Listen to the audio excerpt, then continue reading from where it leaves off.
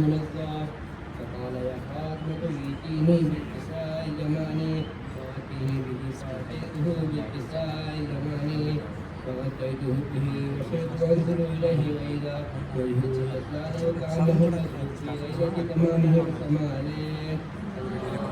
اللهم صل على محمد وآل محمد. كما كانت الساعة وإذا ببلد الحسن فنزل وقال السلام عليك يا أمه فقلت وعليك السلام يا قرة عيني وثمرة فؤادي. فقال يا أمه إني أشم عندك راية طيبة كأنها راية جدي رسول الله. فقلت نعم إن جدك تحت الكساء. فأقبل الحسن نحو الكساء فقال السلام عليك يا جده يا رسول الله تعجبني أن أدخل معك تحت الكساء. قال وعليك السلام يا ولدي ويا صاحب حوزي فلكنت لك فدخل الله تحت الكساء. فما كانت إلا ساعة وإذا بولد الحسين فدخل فقال السلام عليك يا أمه فقلت وعليك السلام يا ولدي ويا قرة عيني وسمعت فؤادي. فقال لي يا أمه إني أشم عندك راية طيبة كأنها راية جدي رسول الله. فقلت نعم إن جدك وأخاك تحت الكساء. فدنا الحسين نحو الكساء فقال السلام عليك يا جد والسلام عليك من اختار الله. فساعدني لي ندخل معكم تحت الكساء. فقال وعليك السلام يا ولدي ويا شافي أمتي. فنزلت فدخل معهم تحت الكساء. قال سلمت ذلك بالحسن علي بن أبي طالب. فقال السلام عليك يا بنت رسول الله. فقلت وعليك السلام يا أبا الحسن يا أمير المؤمنين. فقال يا فاطمة إني أشم عندك راية طيبة كأنها راية أخي وابن عم رسول الله. فقلت نعم وما ولديك تحت الكساء. فأقبل علي نحو الكساء فقال السلام عليك يا رسول الله فقال لنكون معكم تحت الكساء. قال له عليك السلام يا أخي ويا وصي وخليفتي وصاحب لوائي. فلزمت حتى دخل علي تحت الكساء ثم أتيت نحو الكساء فقلت السلام عليك يا أبدا يا رسول الله أتأذن لي أن أكون معكم تحت الكساء. قال وعليك السلام يا بنتي ويا أبدتي. فلزمت لك فدخلت تحت الكساء فلما اكتملنا جميعا تحت الكساء أخذ برسول الله بطرف الكساء وأمر بيده اليمنى إلى السماء وقال اللهم إن هؤلاء أهل بيتي وخاصتي وحامتي لحمهم لحمي ودمهم دمي يكرموني ما يكرمهم ويحزنني ما يحزنهم. أنا أحب لمن حاربهم وسلما لمن سالمهم وأعدل لمن عاداهم ومحب لمن أحبهم. إنهم مني وأنا منهم.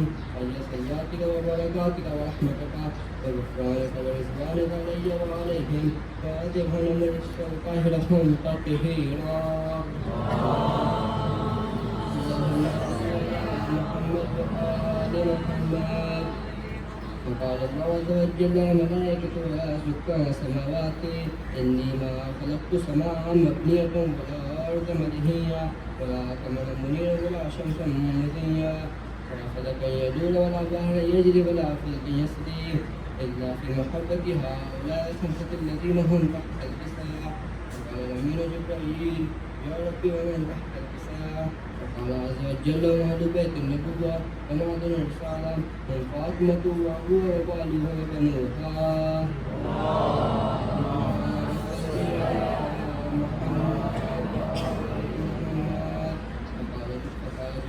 يا ربي أتاذن لي أن أهبط إلى الأرض ليكون معهم سادسا.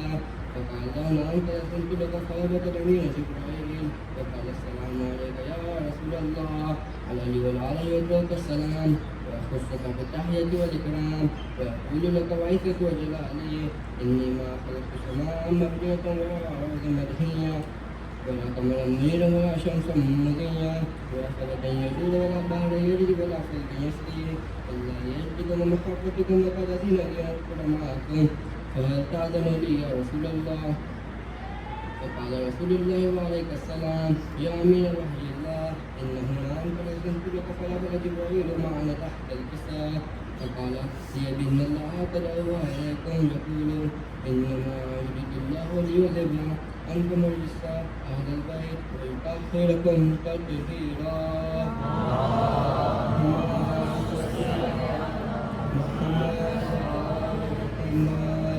فقال علي لي يا رسول الله أخبرني بغير جلوسك هذا تحت الكساء من الفضل عند الله. فقال النبي صلى الله عليه وآله والذي بعثني بالحق نبيا واصطفاني بالرسالة نجيا ما ذكر خبرنا هذا في محفل من محافل أهل الأرض وفيه جمع من شيعتنا ومحبينا إلا نزلت عليهم الرحمة وحفت بهم الملائكة واستغفرت لهم إلى أن يتفرقوا. فقال علي عليه السلام إذا بدأ يفوزنا وفاض شيعتنا ورب الكعبة اللهم صل على محمد.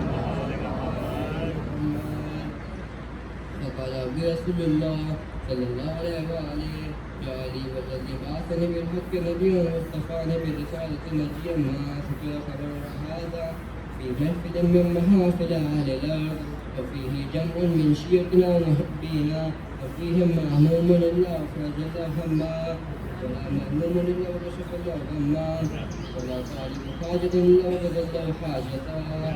فقال علي عليه السلام إذا والله فزنا وسعدنا وكذلك شيعتنا فازوا وسعدوا في الدنيا والآخرة ورب الكعبة.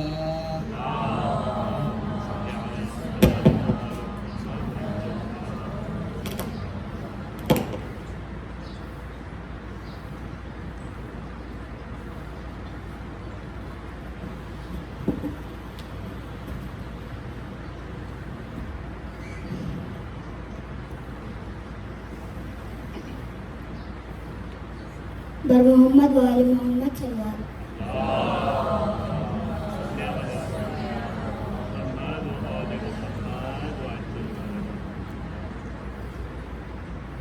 वो खून रुब के ये कहता रहा ज़माने से, वो खून रुब के ये कहता रहा ज़माने से, रिदाएं छीनाना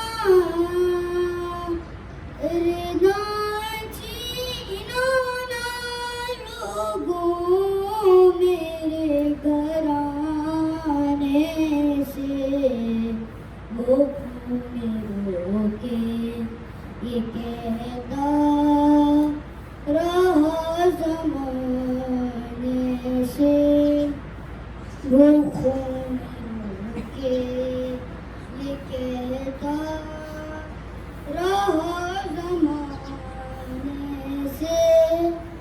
सवाल अब पे सोने पे उसके रोने पे,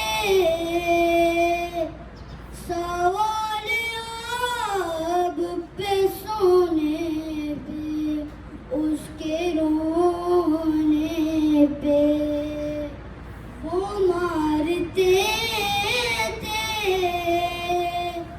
वो मारते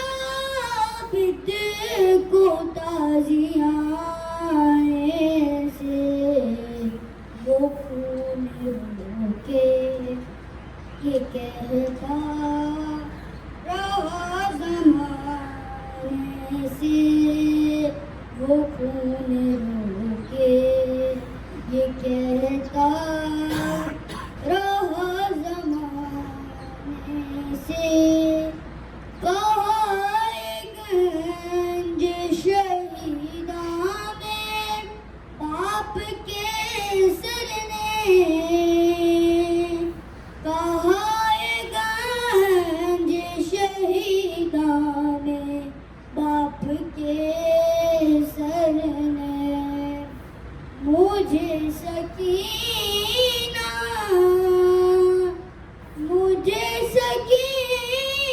بلاتی ہے قید خانے سے، وہ خون رو کے یہ کہتا رہا زمانے سے، وہ خون رو کے یہ کہتا رہا زمانے سے، بلائے کس طرح عباس کو مدد کے لیے، بلائے کس طرح عباس کو مدد کے لیے، وہ بیردہ تھی، وہ بیردہ تھی، جھکتی رہی بلانے سے، وہ خون رو کے یہ کہتا رہا زمانے سے، وہ خون رو کے یہ کہتا رہا زمانے سے۔ محمد وآل محمد صلی اللہ علیہ وسلم۔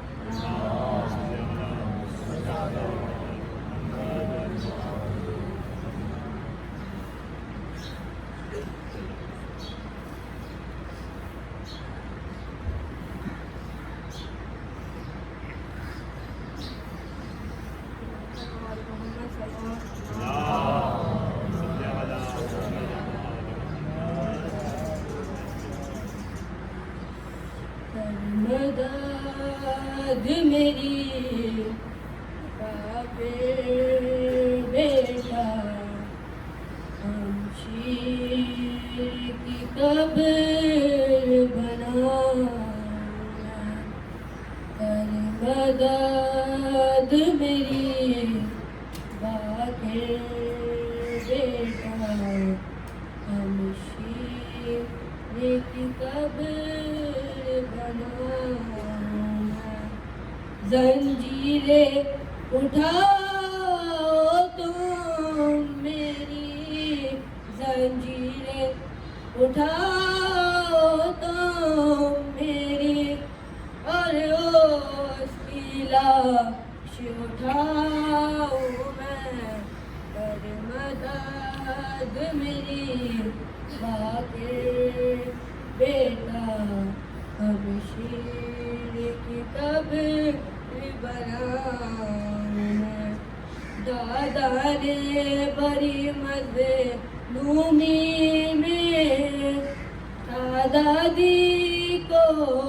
دفنایا، لیکن وہ مدینہ تھا باقی، اور یہ ہے دیس پڑایا، اس 4 برس کی زہرا کو غربت میں کہاں دفناؤں میں، ہر مدد میری ماں کے بیٹا، ہم شیر کی قبر بناؤں میں، جب تم کو رہائی مل جائے، پھوپھیوں کو وطن پہنچانا، رہ لیں گے یہی ہم بھائی بہن، تم کا محفل اگر لے جانا دفناتے ہوئے اس بچی کو زندہ میں اگر مر جاؤں میں کر مدد میری پاکر بیٹا ہم شیر کی قبر بناؤں میں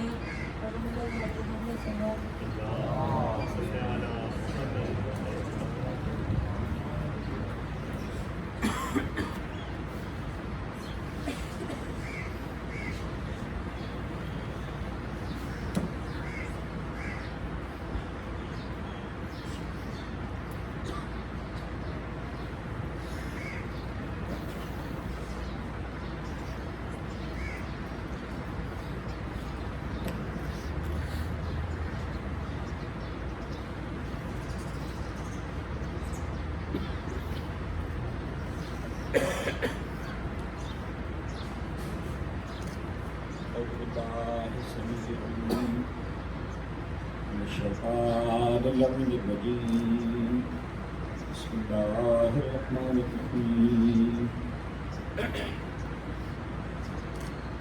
الحمد لله رب العالمين والصلاة والسلام على أشرف الأنبياء والمرسلين حبيب إله العالمين سيدنا ونبينا أبي القاسم محمد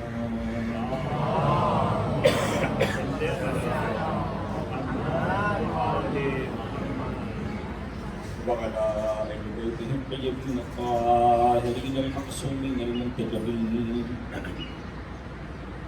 لا سيما على بقية الله في الأرضين وحجته للعالمين بلغنا الدائم على أعدائه ومنكر فضائله وغاصب حقوقهم أجمعين من يوم ظلمهم ورسمهم وعداوتهم إلى يوم الدين بسم الله الرحمن الرحيم اللهم كل وليك الحجة ابن الحسن صلواتك عليه وعلى آبائه في هذه الساعة وفي كل ساعة وليا وحافظا وقائدا ناصرا ودليلا وعينا حتى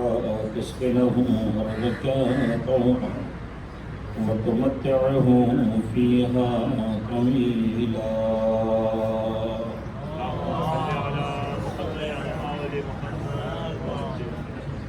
وقد قال الله الحكيم في كتابه المبين بسم الله الرحمن الرحيم إنما يريد الله ليذهب عنكم الرجس أهل البيت ويطهركم تطهيرا.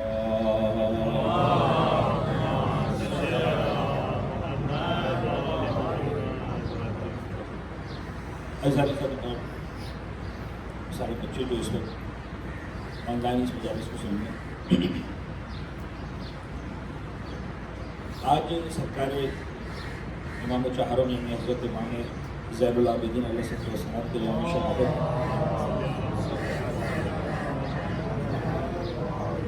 اور اسی مناسبت سے اس مجلس اعزاز کا انعقاد کیا گیا ہے. جتنا وقت ہمارے پاس آج کی گفتگو کے لیے ہے اس اعتبار سے ہم چاہیں گے کہ کچھ باتیں چودہ امام کے حوالے سے آپ الزام کی گوشت گزار کی جائیں. چوتھے امام ان کے بارے میں علماء نے ایک نئے انداز سے جو ہے وہ ان کی زندگی کی لائف لائن کو ہمارے سامنے ڈیفائن کیا ہے. کہتے ہیں کہ عام طور پر اگر اماموں کے حوالے سے دیکھیں، ائمہ تعلیم کے حوالے سے دیکھیں تو بنیادی طور پر زندگی کے دو حصے بنتے ہیں. ایک حصہ بنتا ہے امامت کی ذمہ داریوں کو سنبھالنے سے پہلے، اور ایک حصہ بنتا ہے امامت کی ذمہ داریوں کو سنبھالنے کے بعد، ہر امام کے لیے. ایک وہ حصہ جب باقاعدہ طور پر ان کے امام ہونے کا اعلان نہیں کیا گیا تھا. عقیدے کے اعتبار سے بات عرض کر دوں کہ ہمارا ہر امام اس عالم نور سے اپنی خلقت کے پہلے مرحلے سے امام ہے اور امامت کے عہدے پر امامت کے مرتبے پر فائز ہے. یہ جو ہم بات کرتے ہیں ٹائم لائن کی جو حوالے سے بات کرتے ہیں کہ مثال کے طور پر اگر امام علی کے ہوتے ہوئے امام حسن سے پوچھا جائے کہ آپ کا امام کون ہے تو وہ یہ نہیں فرمائیں گے کہ میں خود امام ہوں, فرمائیں گے یہ میرا بابا علی میرا امام. امام حسن کے ہوتے ہوئے امام حسن سے پوچھا جائے کہ مولا فرمائیے آپ کا امام کون ہے تو نہیں فرمائیں گے میں خود امام ہوں, فرمائیں گے میرا بھائی حسن میرا امام. میں اس حوالے سے تو دو حصے بنتے ہیں, ایک امامت کی ذمہ داریوں کو سنبھالنے سے پہلے, ایک امامت کی ذمہ داریوں کو سنبھالنے کے بعد. لیکن علماء کہتے ہیں کہ اس امام سجاد کی زندگی کو سمجھنا ہے تو ہمیں 3 حصوں میں سمجھنا پڑے گا. پہلا حصہ تو وہی ہے امامت کی ذمہ داریوں کو سنبھالنے سے پہلے, لیکن وہ جو امامت کی ذمہ داری کو سنبھالنے کے بعد والا حصہ ہے اس کو 2 حصوں میں ڈیوائڈ کرنا پڑے گا. ایک وہ مرحلہ کہ جب شام غریبہ میں عصر عاشور میرے والا سجاد نے امامت کی ذمہ داری کو سنبھالا, وہاں سے لے کر کوفہ اور شام اور وہ سارے مراحل, اور لوٹ کر میرے والا مدینہ منورہ میں آتے, اور پھر مدینہ منورہ میں پہنچنے کے بعد سے لے کر زندگی کے آخری ایام تک جو میرے والا نے زندگی گزاری. بچوں کے حوالے سے تھوڑی سی ٹائم لائن بھی ڈسکس ہو جاتی. 38 ہجرہ, میں نے دیکھا شاید 37 کہہ دیا تھا, 38 ہجرہ وہ سال ہے جمادی الاول کے مہینے میں, شاید 15 جمادی الاول, جب ہمارے چوتھے امام حضرت سرکار کی جو ہے ولادت ہوتی ہے. اب غور کیجئے کہ 38 ہجرہ وہ ٹائم ہے, وہ وقت ہے کہ جب اہل بیت کے گھرانے پر ویسے ہی, میں اگر یہ نہ بھی کہوں کہ مصائب کا وقت ہے تو کم از کم یہ کہنا پڑے گا کہ بڑی سخت آزمائشات کا وقت ہے. اگر آپ لوگوں کو تھوڑا سا تاریخ کے اعتبار سے اندازہ ہو تو یہ بات سمجھ میں آئے گی کہ پیغمبر اکرم سن 10 ہجری میں اس دنیا سے رخصت ہوئے. 10 ہجری سے لے کر 35 ہجری تک یعنی 25 سال تک پہلی 3 خلافتوں کا دور چلتا رہا. پہلے خلیفہ, پھر دوسرے خلیفہ, پھر تیسرے خلیفہ, اور ظاہر سی بات ہے کہ ہمارے اعتبار سے جو حق تھا مولا کائنات کا, اس حق سے ان کو محروم رکھا گیا. یعنی پیغمبر کے بعد امت کی ہدایت اور ان کی جو زمانے اختیار و اقتدار کی وہ کسی اور کے پاس نہیں ہونی چاہیے تھی, وہ مولا کائنات کے پاس ہونی چاہیے تھی. بظاہر یہ صرف 25 سال ہے, لیکن یہ صرف 25 سال نہیں ہے. یعنی یوں سمجھ لیجیے آپ کے پیغمبر اکرم کی جو ایک باقاعدہ نبوت کی ذمہ داریوں کو ظاہری اعتبار سے سنبھالنے کے بعد, تم جو نبی آدم و بین الماء والطین, میں اس وقت بھی نبی تھا جب آدم مٹی اور پانی کی منزلوں سے گزر رہے تھے, لیکن 40 سال کے سن میں ذمہ داری کو سنبھالنے کے بعد خود پیغمبر کا جو اسٹرگل ہے فرام دا ڈے 1, یعنی جب بظاہر پیغمبر کے ساتھ مولا کائنات کے سوا کوئی ہے ہی نہیں جو ایمان لے کر آیا ہو. ایمان لانا اور ہے, ایمان لے کر آنا اور ہے.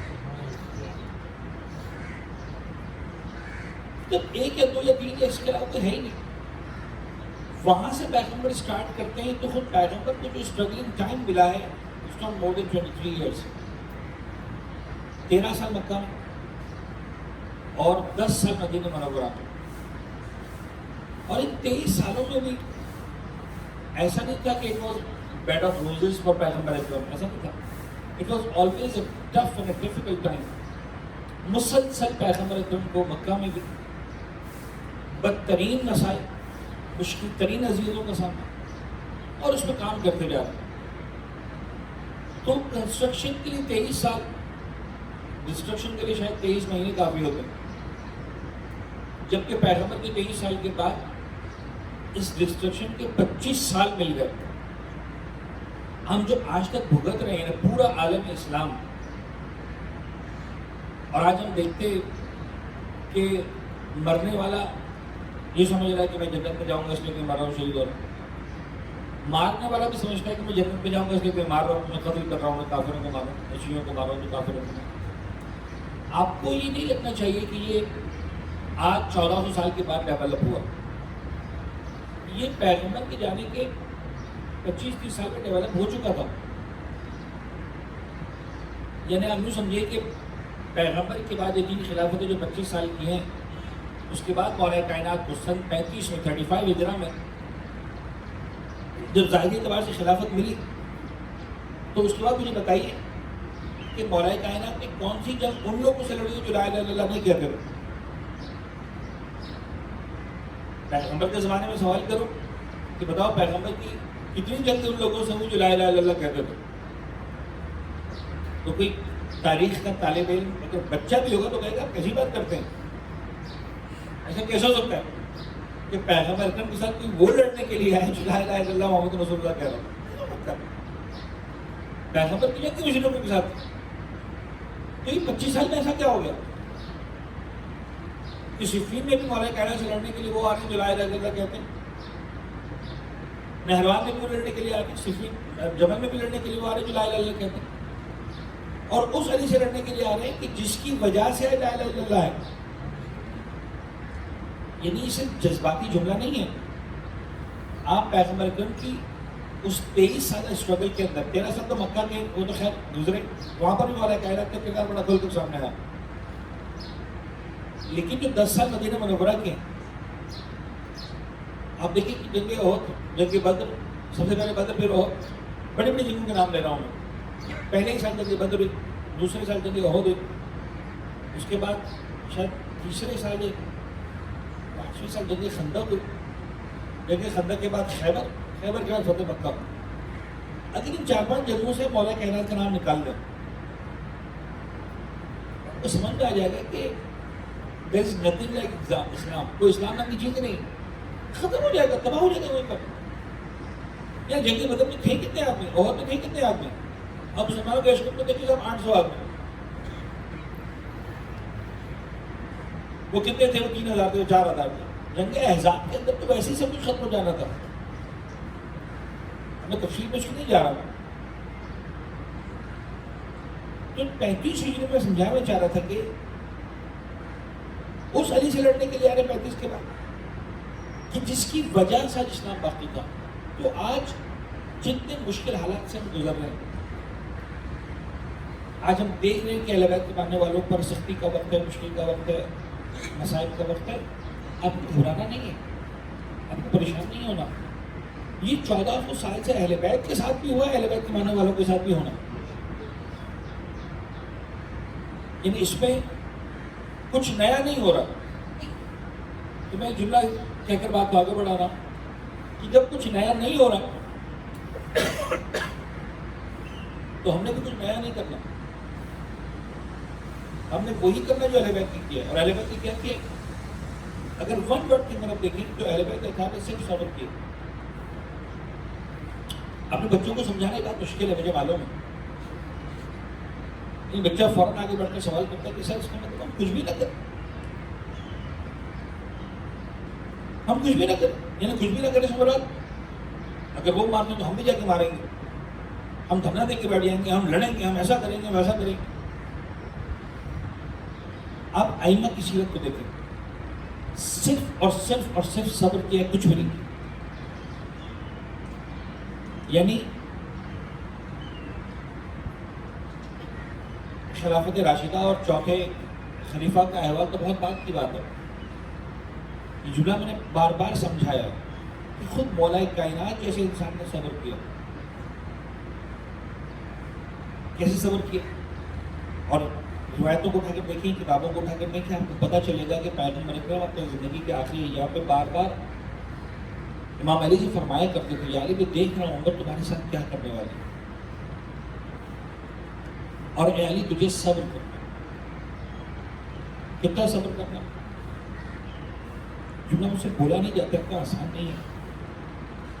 اتنا صبر کرنا ہے کہ علی تمہارے سامنے زہرا کے پہلو پر چلتا ہوا دروازہ گرا دیا، تم کو سوال کرو. یعنی میں سمجھتا ہوں کہ یہ شاید کسی عام انسان کی تو بس میں نہیں ہے. یعنی کوئی دنیا کا کوئی بہت ہی دھپو قسم کا انسان بھی ہوگا نا، اگر اس کی ناموس پر، اس کی عزت پر کوئی شخص حملہ کرے، وہ بھول جاتا ہے کہ میں کمزور ہوں، یا کہتے ہیں ختم ہو گئی بات، مجھے نہیں جینا. وہ علی بن ابی طالب جو بھی 3 سال پہلے 4 سال پہلے جس نے اپنی 2 انگلیوں سے خیبر کے در کو اکھاڑا تھا، گھر کے اندر بیٹھے. یہ جو میں کہہ رہا ہوں نا کہ صبر کرنا ہے، اہل بیت نے صبر کیا، تو بلا وجہ میں نہیں کہہ رہا.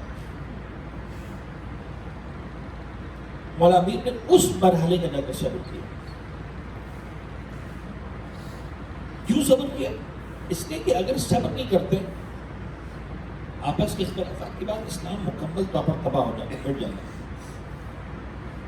تو کل تک اسلام کو بچانے کے لیے تلوار نکال کے کفار سے لڑنا ضروری تھا، آج اسلام کو بچانے کے لیے صبر کرنا ضروری ہے.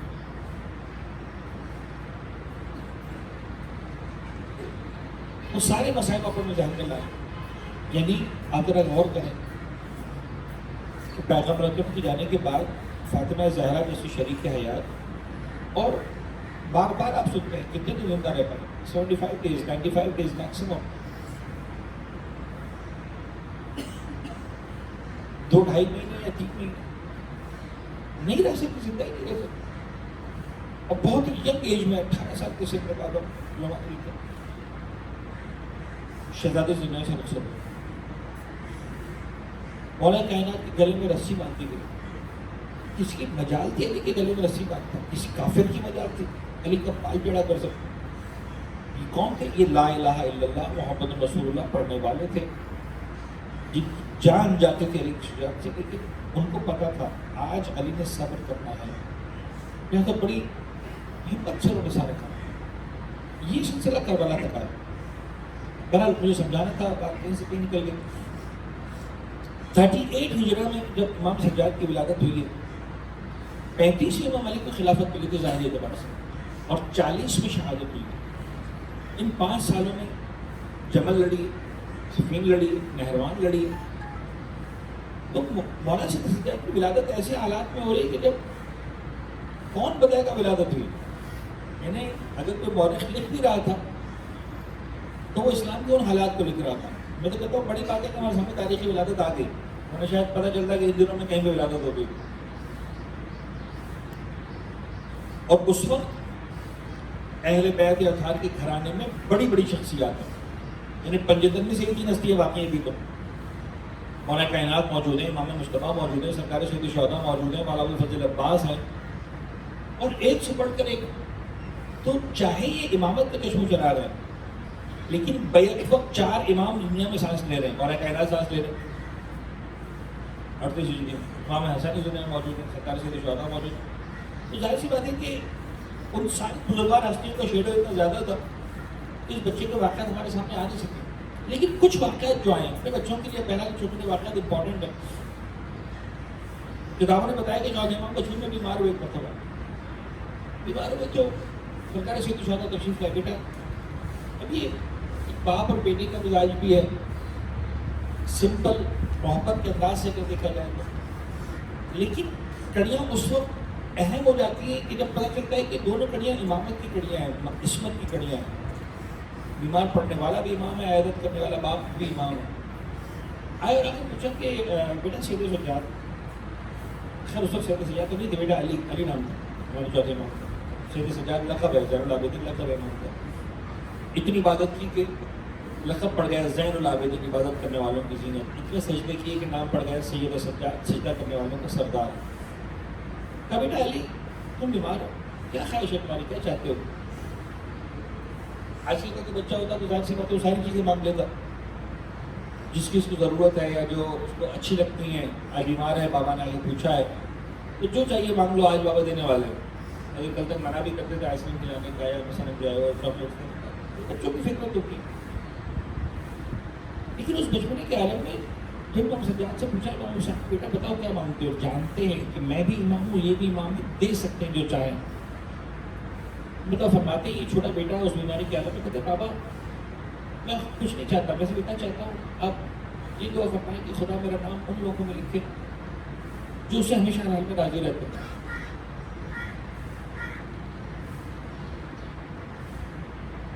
ایسا بیٹا اس کی شہادت ہے. جیسے امام حسین نے سنا فرمایا میرا لال تمہارا جواب بالکل حضرت ابراہیم جیسا جواب ہے جو خدا کے حال پر راضی رہتے ہیں. یعنی امام حسین جیسا باپ بھی اس پر تعریف کے بغیر نہیں رہ سکتا. جب ابراہیم کو آگ میں پھینکا جا رہا تھا تو ان سے جناب جبرائیل نے پوچھا تھا کہ اے ابراہیم حق کہا جا تجھ سے نہیں ہے جس کی خاطر یہاں تک آ گیا ہوں اب کیا تجھ سے مانگوں. وہ جانتا ہے کہ میں کیوں یہاں تک آیا ہوں. جب ہوا میں تیر رہے تھے اور جا رہے تھے تو آگ کی طرف. چوتھے امام کے کچھ حالات وہ ہمارے سامنے آتے ہیں کہ میرے مولا نے، اور میں پڑھوں گا اس کو ظاہر سی بات ہے کربلا کے بعد ایسا لگتا ہے کہ میرے مولا کو کسی کے علاوہ کچھ یاد ہی نہیں تھا. لیکن ساتھ ہی ساتھ بہرحال 34 سال ہیں زندگی کے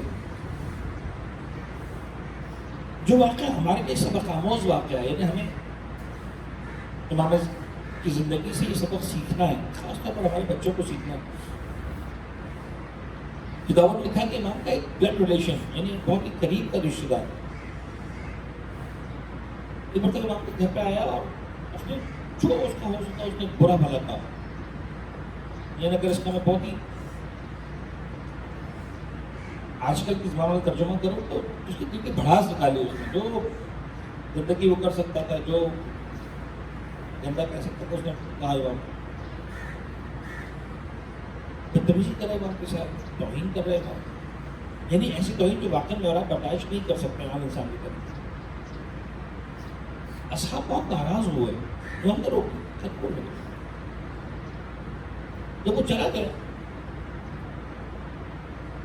یعنی آخر انسان کب تک بولے گا؟ جب آپ خاموش رہتے ہیں. لڑائی جھگڑا اس وقت پڑتا ہے جب دونوں پارٹی آپس میں چلانا شروع کرتے ہیں. لیکن اگر ایک پارٹی خاموش ہو جائے تو پھر خود بخود دوسری پارٹی کتنا بولے گی، کہاں تک بول میں تھک گیا تک چلا گیا تو چلا گیا. اور کچھ وقت گزر گیا، اصحاب بھی کچھ ٹھنڈے ہو گئے.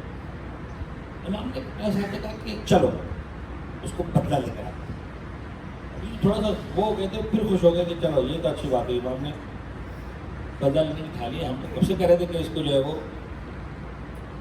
سنائیں، اس کو ماریں، اس کو جو ہے وہ کیا بکواس کر رہے ہیں. اور یہ امام کے ساتھ تیار ہو کر امام کے ساتھ چلیں کہ چلے آئے. جب راستے میں جا رہے تھے اس وقت امام نے ایک آیت پڑھنا شروع کی قرآن مجید کی، والکاظمین الغیظ والعافین عن الناس واللہ یحب المحسنین.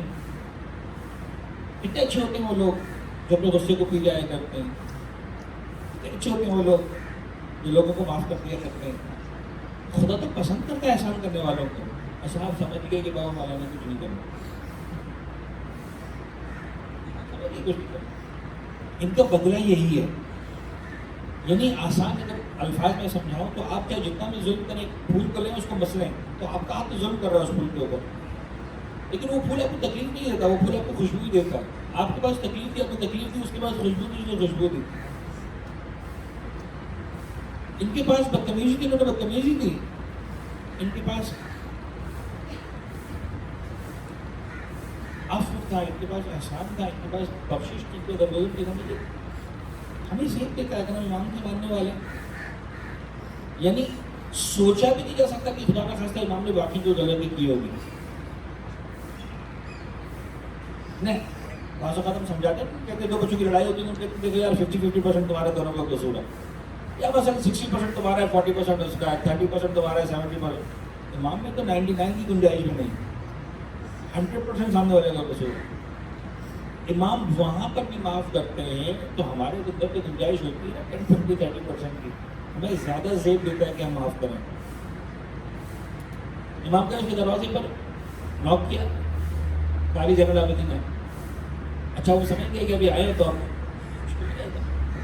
امام نے کہا بھائی دیکھیں تو نے باتیں میرے بارے میں کی، اگر وہ سچ ہے تو خدا سے دعا کرتا ہوں کہ خدا میری ہدایت کرے، مجھے معاف کر دے، مجھے توفیق دے. لیکن اگر وہ غلط ہیں اور تم نے بلا وجہ مجھ سے منسوخ کی ہیں تو خدا سے دعا کرتا ہوں خدا تجھے معاف کر دے. یہ ہے انداز امام، یہ ہے طریقہ امام. آج ہم اس امام کا غم منانے کے لیے کر رہے ہیں. 34 سال حج کے کارواں میں جاتے تھے. جس اونٹنی پر سفر کیا ایک مرتبہ بھی تازیانہ نہیں مارا اس کو. اچھا یہ بڑی کامن پریکٹس تھی، یعنی جو لوگ گھوڑے چلاتے ہیں یا جانور کے اوپر بیٹھ کے سواری کرتے ہیں، یہ بڑا کامن سا ہے. جانور کے اوپر جو ہے تازیانہ مارنا، اس کو گائیڈ کرنے کے لیے، اس کو سیدھا کرنے کے لیے ایک کامن سی پریکٹس ہوتی ہے. اس میں کوئی ظلم بھی نہیں سمجھا جاتا ہے خدا نہ خواستہ کہ صاحب نے ظلم کرنے جانا ٹھیک ہے. لیکن چوتھے امام کے کردار میں نظر آئے کہ نہیں، میں اس اونٹنی کو تازیانہ نہیں ماروں، ایک تازہ نہیں ملتا. اتنا شفقت سے شاید مجھے خیال آتا ہے کہ جس امام نے بہت سارے تازیاں رکھا ہے، اس کو پتا ہو تازیاں کی اذیت کیا ہوتی ہے.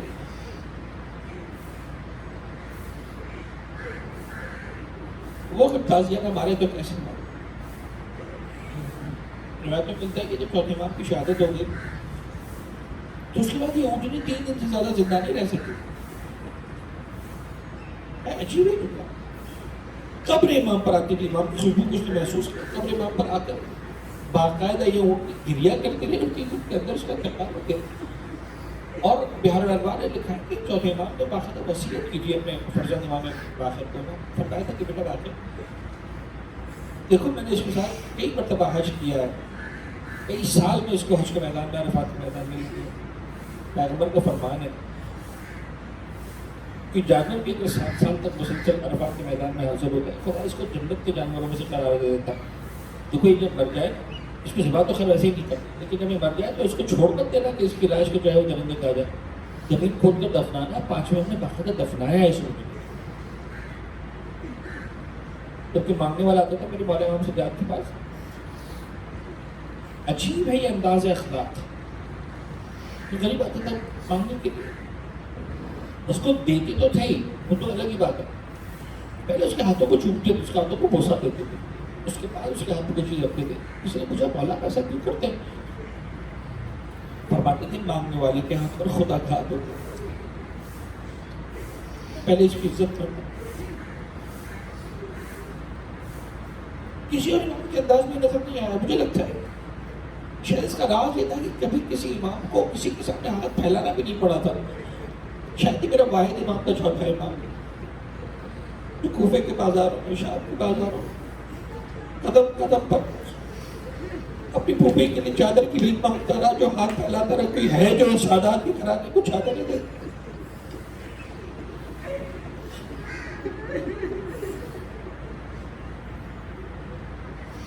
زندگی کا انداز ہی بدل گیا. اور 34 سال جب موقع ملا صحیح کے سجاد نے گریہ کیا، یعنی ان چیزوں پر گریہ کیا جس کے بارے میں ہم سوچ نہیں سکتے، ہم تصور نہیں کر سکتے. جب نماز کا وقت آتا، وضو کے لیے پانی آتا تھا، پانی کو دیکھتے تھے، صرف پانی آیا وضو کرنے کے لیے، مولا وضو کرنے. بے اختیار رو پڑتے تھے، پانی کو دیکھتے تھے، یاد کرتے تھے ہائے میرا بابا کربلا کے میدان میں پیاس لگا. افطار کا وقت آتا تھا، کا کھانا لگتا تھا، کھانے کو دیکھتے تھے، بے اختیار رو پڑتے تھے ہائے میرا بھائی کربلا کے میدان میں بھوکا مارا گیا.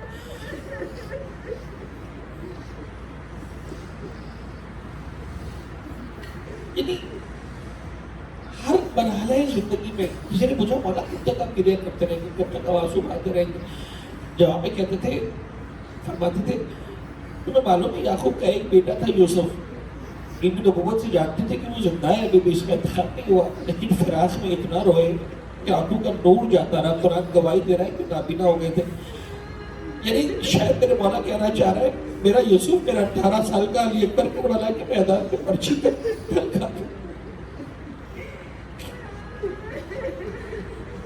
میرے 18 جوانوں نے بنی ہاشم سے کربلا کے میدان میں پھر دونوں کو کی جنازے دیکھی، جس نے حسین کا سر نو کے نیزہ پر دیکھا، جس نے قاسم کی لاش کے ٹکڑوں کو دفنایا 12 محرم کو آتے، وہ کیسے گریہ نہ کرے.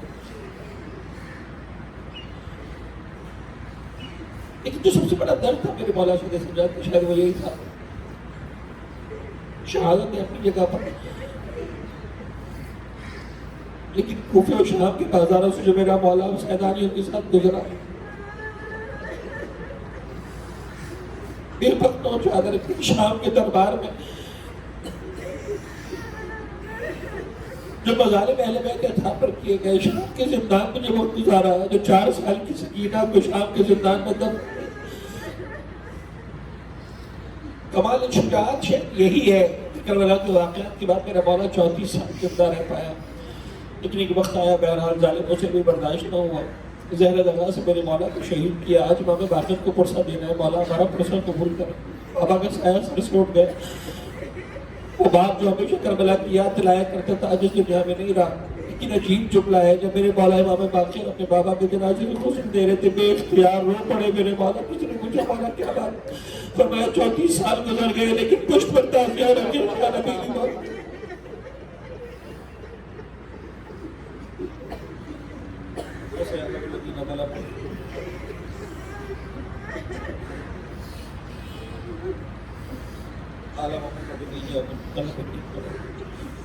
وارث خلیل مسلم سے برکات کو قبول فرما، غم محمد و آل محمد کی سوا کوئی غم ہماری زندگی میں شامل نہ فرما، ہمارے معصوم قروب عطا زہرا میں جگہ عنایت فرما، پالنے والے محمد و آل محمد کا واسطہ اہل بیت اطہار کی سیرت پر عمل کرتے ہوئے بالخصوص توت امام کی سیرت پر صبر کرتے ہوئے جو میں نے جملہ کا صبر، اتنا صبر ہمارے کائنات نے یہاں تک صبر کیا کہ شہزادی کی پہلو پر ٹوٹا ہوا دروازہ کرایا گیا، صبر کیا، چوتھے امام نے اتنا صبر کیا، نگاہوں کے سامنے 4 سال کی بہن کے کانوں پر تماچے پڑتے رہے، میرا مولا صبر کرتا رہا۔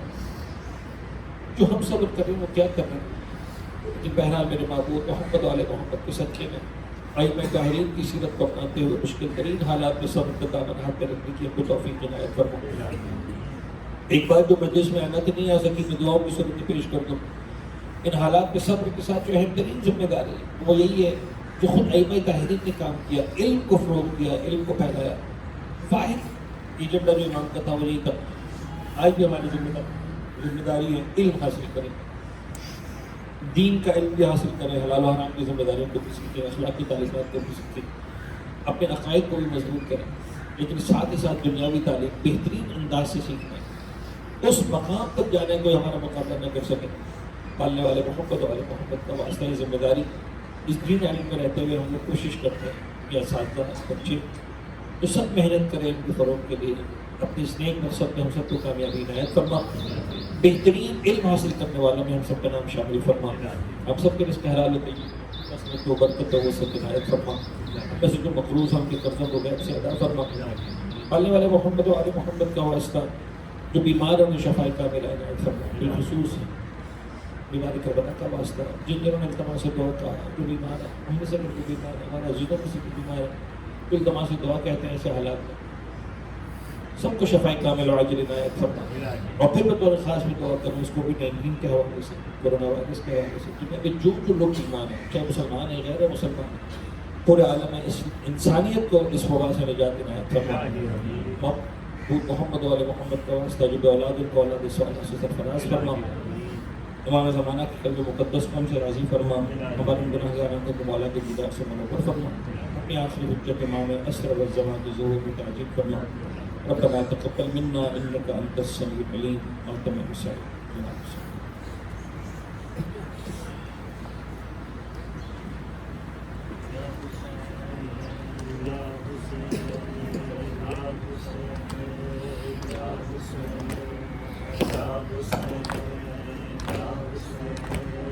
یا حسین یا حسین یا حسین یا حسین یا حسین یا حسین، سجاد میں زینب ہوں، میرے سر پہ ردا کوئی نہیں، بازار جفا سجاد میں زینب ہوں، میرے سر پہ ردا کوئی نہیں، بازار جفا سجاد میں زینب ہوں، میرے سر پہ ردا کوئی نہیں، بازار جفا مجمع ہے کوفیوں کا، میرے چلنے کی جا کوئی نہیں، بازار جفا سجاد میں زینب ہوں، میرے سر پہ ردا کوئی نہیں بازار جفا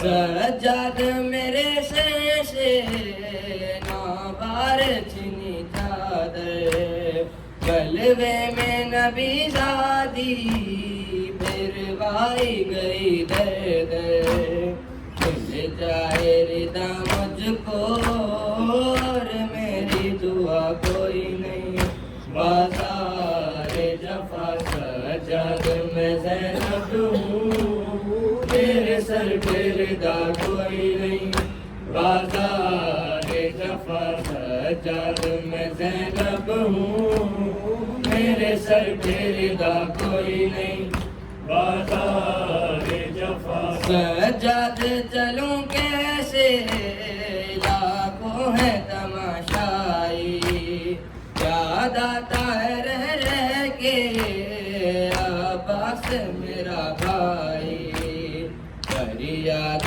کروں کیسے اب تیرے سوا کوئی نہیں بازار جفا سجاد میں زینب ہوں میرے سر پہ ردا کوئی نہیں بازار جفا سجاد میں زینب ہوں میرے سر پہ ردا کوئی نہیں بازار جفا سجاد میرے دل کو یہ درد ستاتا ہے سرگازی کا نیزے سے جب خاک پہ آتا ہے گھر میرا کھلا دیکھے غم سے بڑا کوئی نہیں بازار جفا سجاد میں زینب ہوں میرے سر پہ ردا کوئی نہیں بازار جفا سجاد میں زینب ہوں میرے سر پہ ردا کوئی نہیں بازار جفا معلوم ہے آدا کو بازی کی بہن ہوں میں بے دست ہے وہ غازی پابند رسن ہوں میں یاد آئی وفا اس کی جب پاس رہا کوئی نہیں بازار جفا سجاد میں زینب ہوں میرے سر پہ ردا کوئی نہیں بازار جفا مجمع ہے کوفیوں کا میرے چلنے کی جا کوئی نہیں بازار جفا سجاد میں زینب ہوں میرے سر پہ ردا کوئی نہیں بازار جفا سجاد میں زینب ہوں میرے سر پہ ردا کوئی نہیں بازار جفا یا حسین یا حسین یا حسین یا حسین یا حسین یا حسین سجا دن ہم کیسے اٹھائے ہوں گے آئے سجا دن ہم کیسے اٹھائے ہوں گے آئے سجا دن ہم کیسے اٹھائے ہوں گے لوگ بازاروں میں زینب کو جو لائے ہوں گے آئے سجاد میں ہم کیسے اٹھائے ہوں گے آئے سجاد میں ہم کیسے اٹھائے ہوں گے یاد عباس کی زینب کو ستاتی ہوگی یاد عباس کی زینب کو ستاتی ہوگی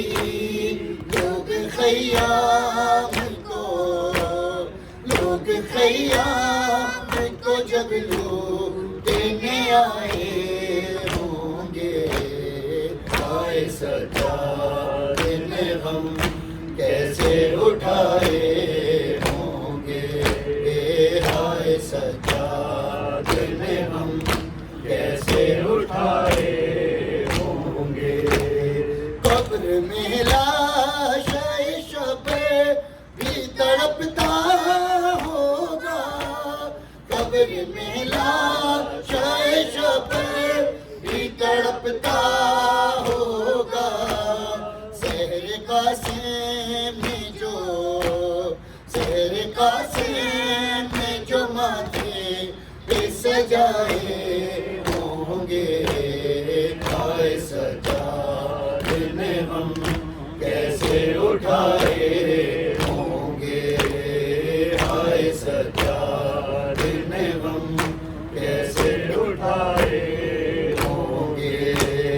پیڑ بیاں میں تھی اور سے میری دائیں بھی نہ تھی، پیڑ بیاں میں تھی اور سے تیری دائیں بھی نہ تھی، کیسے سیدانیوں کے، کیسے سیدانیوں کے پردے بنائے ہوں گے، آئے سجاد میں غم کیسے اٹھائے ہوں گے، آئے سجاد میں غم کیسے اٹھائے ہوں گے۔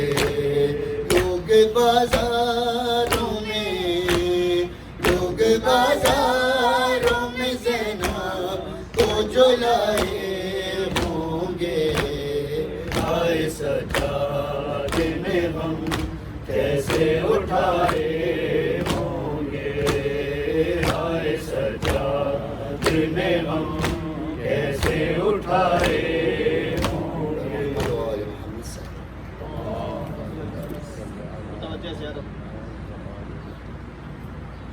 السلام علیکم یا رسول اللہ، السلام علیکم یا نبی اللہ، السلام علیکم یا محمد المصطفیٰ، السلام علیکم یا امیر المؤمنین یا علی بن ابی طالب، السلام علیکم یا فاطمة الزہرا یا قرۃ عین الرسول، السلام علیکم یا حسن بن علی ایھا المجتبی، السلام علیکم یا حسین بن علی ایھا الشہید ابن رسول اللہ، السلام علیکم یا علی بن الحسین زین العابدین، السلام علیکم یا محمد بن علی الباقر، السلام علیکم یا جعفر بن محمد الصادق، السلام علیکم یا موسیٰ بن جعفر القاظم، السلام علیکم یا علی بن موسیٰ الرضا، السلام علیکم یا محمد بن علی التقی، السلام علیکم یا علی بن محمد النبی، السلام علیکم یا حسن بن علی العسکری، السلام علیکم یا حجة بن الحسن یا صاحب العصر والزمان،